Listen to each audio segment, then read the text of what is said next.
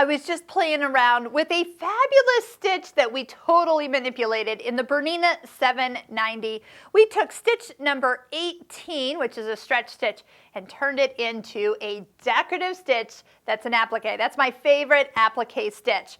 So I hope you'll take a peek. We'll put a link right up here in this upper corner. But we're going to jump over for something you quilters will absolutely love. In the Bernina 790, there is a quilting menu. And when people go here, they're like, why are there like 3 different stitches that look like straight stitches? And then there's this one here, 1328. Now 1328 is the stitch that is the hand look quilt stitch. Again, do the question mark and touch it, and it'll give you some topics of like what to do, how do we adjust it, what to sew on. We do have a video on that stitch. But today I want to focus on stitch number 1324. Again, looks like a straight stitch, but it is different. At the beginning, you will find that we'll do 6 teeny tiny stitches to be a locking stitch. And once we get started, we will be touching the reverse button on the front of the machine right down here to end with 6 short stitches. Again, the question mark was even my little reminder of how many stitches were in there at the beginning, 6 short stitches.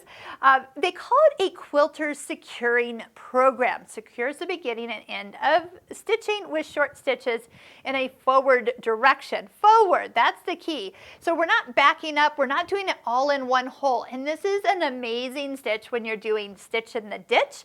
You're doing it with a walking foot. It also could be done just as a regular part of a straight seam. So if you're sewing stitches and you want it to just not come undone, but you don't want to use the locking stitch feature and you don't want to back up and have it be so big and bulky and forward, back, forward, have those thick stitches. Guaranteed, if you've ever tried to take out 6 little tiny stitches, they're not coming out. So I'm going to bring you close up to the needle and show you how this actually works. So as I start to sew, you're going to notice that we're going to get those short little forward going stitches and then watch, long stitches. So it automatically takes off. Now, if you look at the screen, you will now see a blinking reverse button. That means that you can sew as far as you need, but keep in mind that you're going to need to stop maybe just, well, 6 little tiny stitches before you actually need to be there. You'll run out of fabric if you don't. So I'm going to touch the reverse button and then just watch what it does. 1, 2, 3, 4, 5, 6. There, done. So my foot is still on the foot control. It has stopped for me. But the beauty of this too is that if I just go ahead, I'm going to just lift up the foot and slide over to the side, is you will find those stitches are not going to come out. But since I've finished this stitch, by starting again, little tiny stitches, long stitches. Now, your stitch length on screen will determine those stitches in between those short securing stitches. So I'm going to just end this one more time.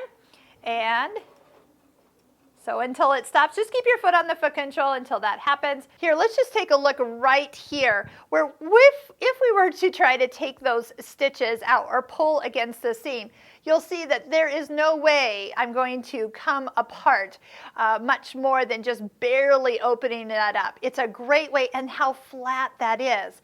So I mentioned about stitching in the ditch. Anytime you use your walking foot or the Bernina dual feed, this is a great stitch to reach for. So those locking stitches, and then also too, watch this. When you go to trim, you're going to come here and trim right up against those stitches and not have to worry about burying any threads. Those are going to, even on the back here, just come right close to that last stitch, and you can cut right up to it. That's what you're looking for the major use for this stitch number 1324.